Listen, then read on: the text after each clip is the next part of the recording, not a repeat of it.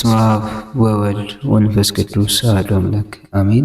ነገረ ማርያም ምዕራፍ 1 ነገረ ማርያም ማለት ምን ማለት ነው? ነገረ ማርያም ከሁለት ቃላት የተገኘ ወይም የተሰናሰለ ሲሆን ለቤተ ክርስቲያናችን አስተምህሮ ስለ እመቤታችን ስለ ቅድስት ድንግል ማርያም ንጽሕና፣ ቅድስናና ዘላለማዊ ድንግልና የምንማርበት እንዲሁም እመቤታችን ቅድስት ድንግል ማርያም በሰው ልጆች መዳን ውስጥ በነገረ ድኅነት ማለት ነው ያላትን ሱታፌ ወይም አስተዋጽኦ የምንረዳበት የትምህርት ዘርፍ ነው። ነገረ ማርያምን መማር ለምን አስፈለገ?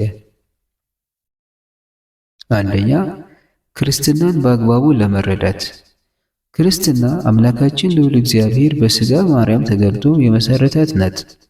ቅድመ ዓለም ከአብና ከመንፈስ ቅዱስ ጋር ትክክል ሆኖ ዓለምን የፈጠረ እና የሚገዛ እግዚአብሔር ቃል ወይም እግዚአብሔር ወልድ ድኅረ ዓለም የጠፋውን አዳምን ፍለጋ በትሕትና ራሱን ዝቅ አድርጎ በሰው ባህሪ መገለጡን ፍጹም አምላክ ፍጹም ሰው መሆኑ የምንማርበት የምንረዳበት ትምህርት ነው። በዚህ በነገረ ድኅነት የክርስትና ትምህርት ሰፊውን ድርሻ ይዛ የምትገኘው እመቤታችን ቅድስት ድንግል ማርያም ናት። እመቤታችን ቅድስት ድንግል ማርያም ዓለም ሁሉ ለዳነበት ምስጢር መፈጸሚያ መቅደስ ለመለኮት ማደሪያ እንድትሆን ተመርጣለች።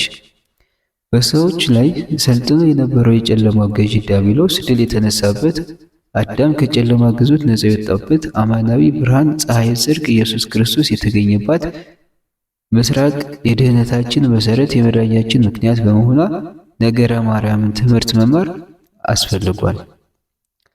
2 ስለ እመቤታችን ቅድስት ድንግል ማርያም ጸጋና ክብር ለማወቅ። እመቤታችን ቅድስት ድንግል ማርያም ከአምላካችን ከቅዱስ እግዚአብሔር በተሰጣት ጸጋ ከነገደ መላእክት ከደቂቀ አዳም በክብር የሚመስላት በጸጋ የሚተካከላት የለም። ይኸውም ከፍጡራን መካከል ተለይታ የአምላክ እናት ለመሆን የተመረጠች፣ አምላክን በሕቱም ድንግልና ጸንሳ በሕቱም ድንግልና የወለደች፣ ሁሉን የሚመግበውን አምላክ ጡቶቿን አጥብታ ያሳደገች፣ በጀርባ ያዘለች፣ ስለ ልጇ የተሰደደች በማለት ማስተማር ዘመኑ ከጌታችን ጋር የነበረች እስከ እግረ መስቀል ያልተለየች በመሆኗ ስለ እርሷ ስለተሰጣትም ጸጋና ክብር ለማወቅ አውቆም ለማክበር ነገረ ማርያም ትምህርት መማር እጅግ አስፈላጊ ነው። 3 በሕይወታችን ለመጠቀም።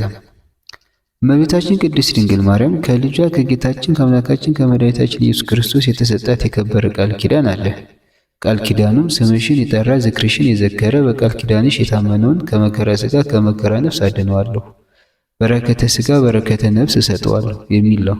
ይህ ቃል ኪዳን በሕይወታችን እንዲሰራ በነፍስም በሥጋም ከኃጢአት በስተቀር የምንፈልገውና የሚገባን ወይም የሚጠቅመን ነገር እንዲፈጽምልን ይህንን የምናውቅበት እና የምንረዳበት የትምህርት ነገረ ማርያምን መማር ያስፈልጋል። የነገረ ማርያም ትምህርት ምንጮች። የነገረ ማርያም ትምህርት ምንጭ አለው። የነገረ ማርያም ትምህርት ምንጭ አለው። የነገረ ማርያም ትምህርት ልብ ወለድ ፈጠራ ሳይሆን ምንጭ አለው። ምንጩም የመንፈሳውያን መጽሐፍትና ትምህርት መሰረታቸው የሆነ መጽሐፍ ቅዱስ ነው። ይኸውም በሁለት የተከፈለ ነው፣ ብሉይ ኪዳንና ሐዲስ ኪዳን። በዚሁ በብሉይ ኪዳንና በሐዲስ ኪዳን የእመቤታችን ነገር በዘመነ ብሉይ በአበው ቀደምት ምሳሌ በነቢያት ትንቢት የተገለጠ፣ በዘመነ ሐዲስ በሐዋርያት ስብከት ፍጻሜውን አግኝቶ የተሰበከ በመሆኑ ቅዱስ መጽሐፍ የነገረ ማርያም ምንጭ ነው። ከመጽሐፍ ቅዱስ ቀጥሎ የነቢያትን የሐዋርያትን አሰረ ፍኖት ተከትለው ሊቃውንት በድርሰታቸው የእመቤታችንን ነገር ገልጠው ጽፈዋል። በተለይ በጊዜ ከተነሱ መናፍቃን ለክህደት ትምህርታቸው መልስ ለመስጠት ባዘጋጁት በሃይማኖት አበው የነገረ ማርያም ትምህርት የተገለጠ በመሆኑ ለነገረ ማርያም ትምህርት ምንጭ ሆኗል። ከዚህ በተጨማሪ ለነገረ ማርያም ትምህርት ምንጭ የሚሆኑ ተአምረ ማርያም፣ የቅዱስ ያሬድ የድጓ ድርሰት፣ የአባ ጊዮርጊስ ድርሰቶች ማለትም እነ አርጋኖን ዘእግዝእትነ ማርያም እና ሆህተ ብርሃን፣ እነ እንዚራ ስብሐት፣ መዓዛ ቅዳሴ፣ የአባ ሕርያቆስ፣ የቅዱስ ኤፍሬም ውዳሴ ወዘተ ያሉ ድርሰቶች ናቸው። እነዚህን ድርሰቶች ያስደረሳቸው እና የእመቤታችንን የቅድስት ድንግል ማርያምን ነገር የገለጸላቸው ያደረባቸውና የመረጣቸው እግዚአብሔር መንፈስ ቅዱስ ነው።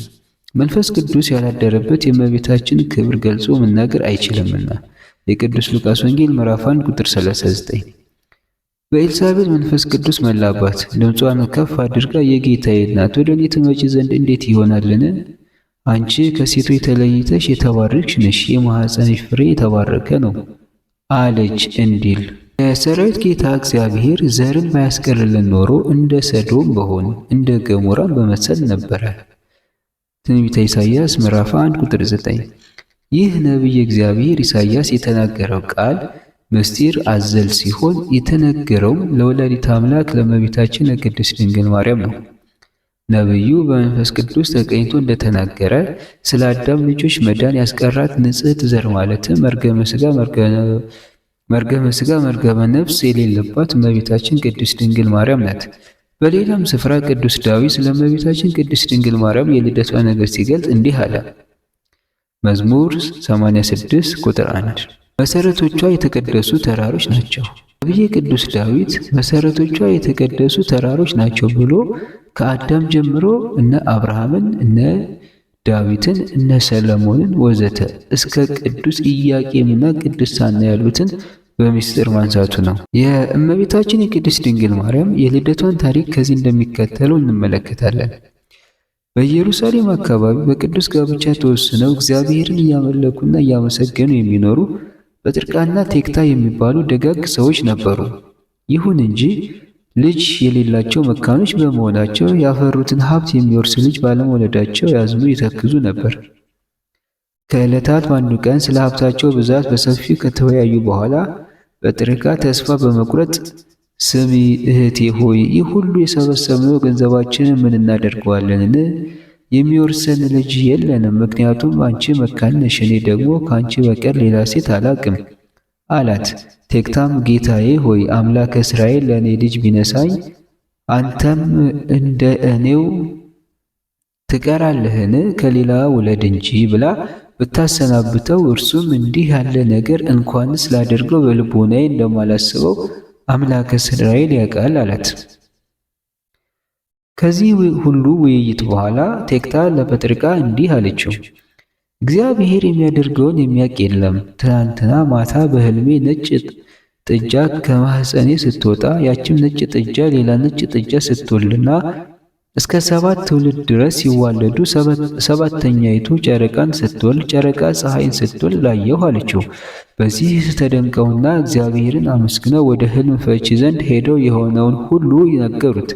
ያም ሕልም ፈቺ እግዚአብሔር በምሕረቱ አይቷችኋል፣ በሳህሉ መግቧችኋል ብሎ ሕልማቸውን እንዲህ ሲል ፈታላቸው። 7 እንስሳት ጥጆች መውለዳቸው ወይም ሲወልዱ ማየታቸው 7 ሴት ልጆች ትወልዳላችሁ። ሰባተኛይቱ ጨረቃን መውለዷ ከሰው የበለጠች ከመላእክት የከበረች ደግ ፍጥረት ትወልዳላችሁ።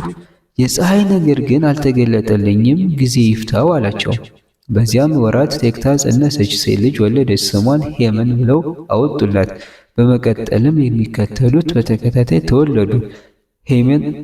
ሄመን ደርዴን ወለደች። ደርዴም ቶናን ወለደች። ቶናም ሲካርን ወለደች። ሲካርም ሴትናን ወለደች። ሴትናም ሄርሜላን ወለደች። ሄርሜላም ማጣትን አግብታ ከአንስት ዓለም ተመርጣ የአምላክ አያት ለመሆን የበቃቸውን ቅድስት ሐናን መስከረም 7 ቀን ወለደች።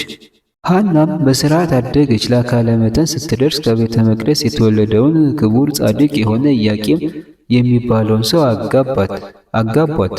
በዚህ በተቀደሱ አባቶችና እናቶች የዘር ሐረግ ውስጥ አልፈው የመጡት ቅዱስ ኢያቄምና ቅድስት ሐናም እግዚአብሔር ለድኅነት ዓለም የመረጣት ቅድስት ድንግል ማርያም ወለዱ።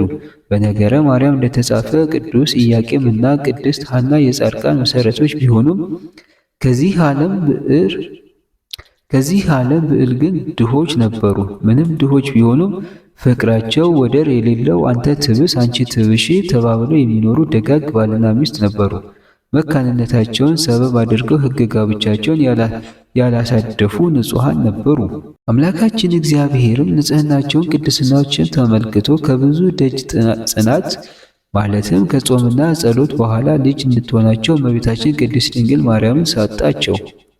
እመቤታችን ቅድስት ድንግል ማርያም ነሐሴ 7 ቀን ተጸንሳለች። በተጸነሰችም ጊዜ ብዙ ተአምራት ተደርጓል። የቅድስት ሐናን ማኅፀን እየዳሰሱ ዕውራን በርተዋል፣ ጎባጦች ቀንተዋል፣ ብዙ በሽተኞች ተፈውሰዋል። ሞቶ የነበረ ሳሚናስ የሚባል የቅድስት ሐና የአጎት ልጅ የቅድስት ሐና ጥላም ቢያርፍበት ከሞት ተነስቶ የፀሐይ እናቱ የምትሆን ድንግል ማርያም በሐና ማኅፀን መላእክት ክብሯን ሲናገሩ መስማቱ መሰከረ። በዚህ ጊዜ አይሁድ ቀንተው ኢያቄምን እና ሐናን ሊገድሏቸው በጠላትነት ሲነሱ ቅዱስ ገብርኤል ሊባኖስ ወደሚባል ተራራ ወስዷቸው በዚያ እመቤታችን ቅድስት ድንግል ማርያም ግንቦት 1 ቀን ተወልዳለች። ቅዱስ ኢያቄም እና ቅድስት ሐና እመቤታችን ቅድስት ድንግል ማርያምን በንጽሕና በቅድስና በቤታቸው 3 ዓመት ካሳደጓት በኋላ ስዕለት ተስለው ስለነበር የወለዷት የሰጠ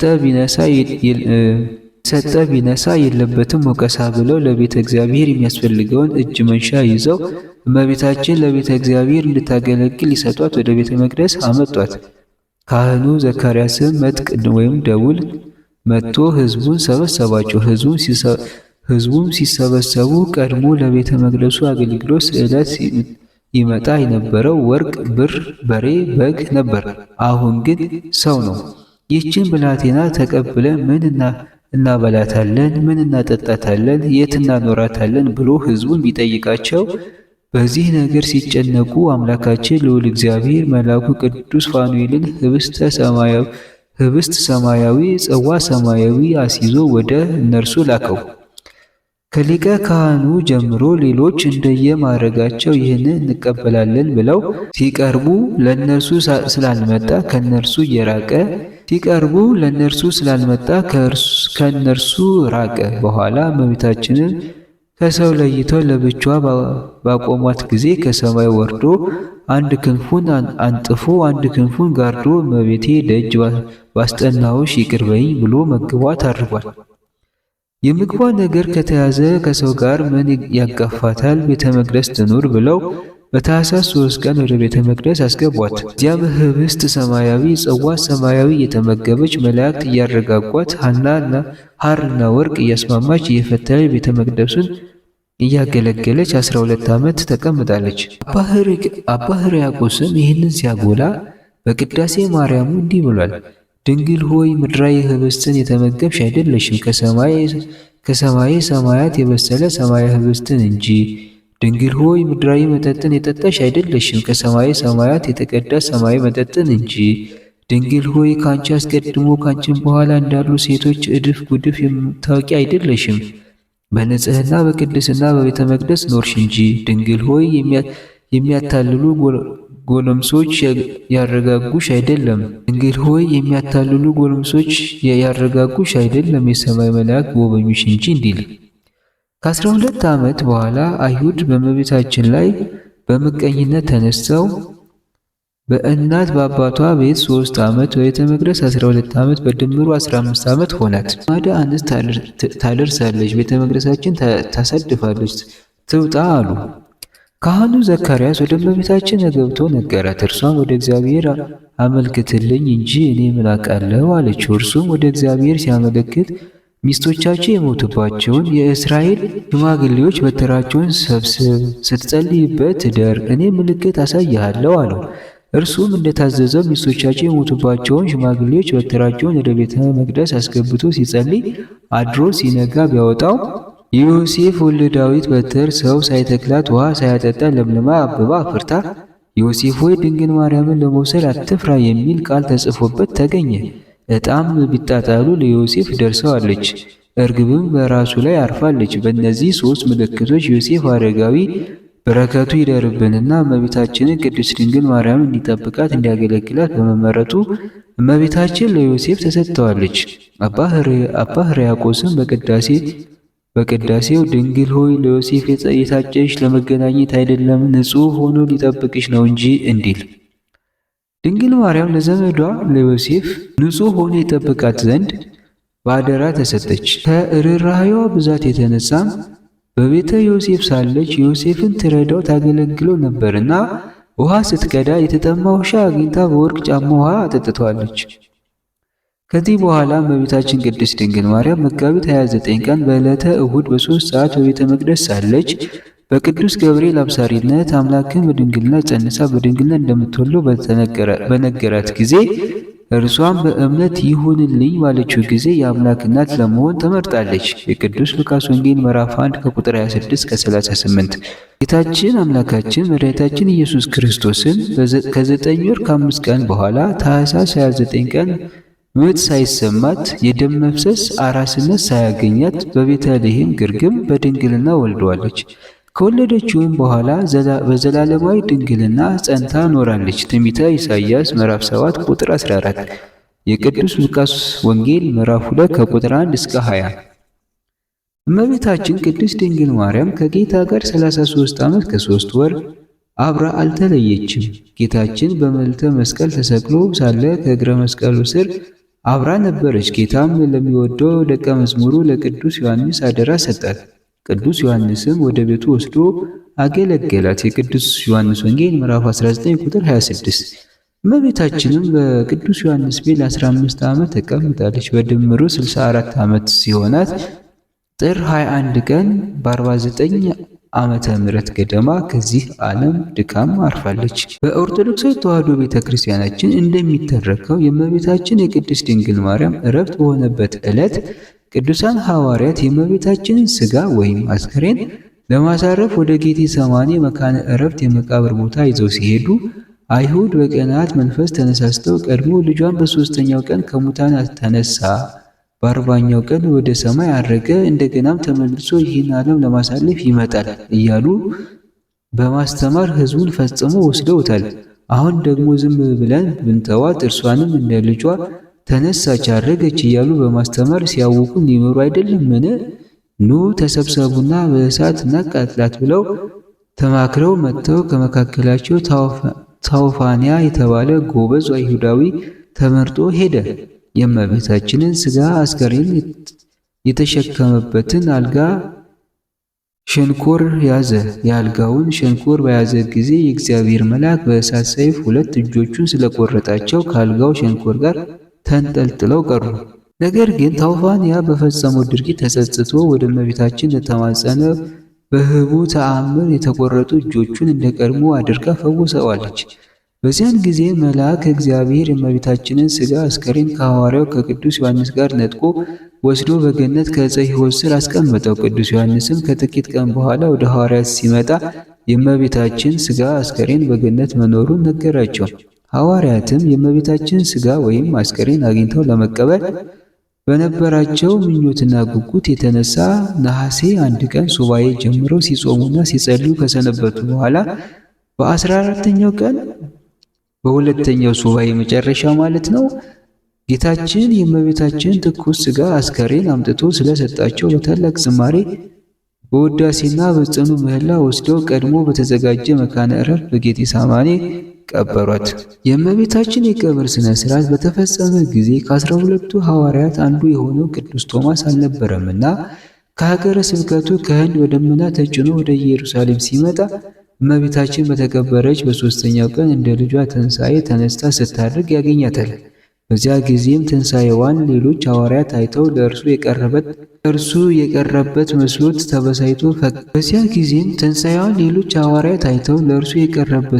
ተበሳይቶ በፊት የልጅሽን ትንሣኤ አሁን ደግሞ ያንቺን ትንሣኤ ሳላይ ቀረሁ ብሎ ከማዘኑ የተነሳ ከደመናው ተወርውሮ ሊወድቅ ቃጣው።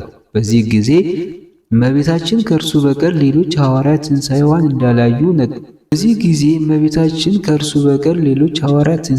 እንዳላዩ ነግራው ቅዱስ ቶማስን አጽናናችው። ሄዶም ለወንድሞቹ ለሐዋርያት የሆነውን ሁሉ እንዲነግራቸው አዘዘችው።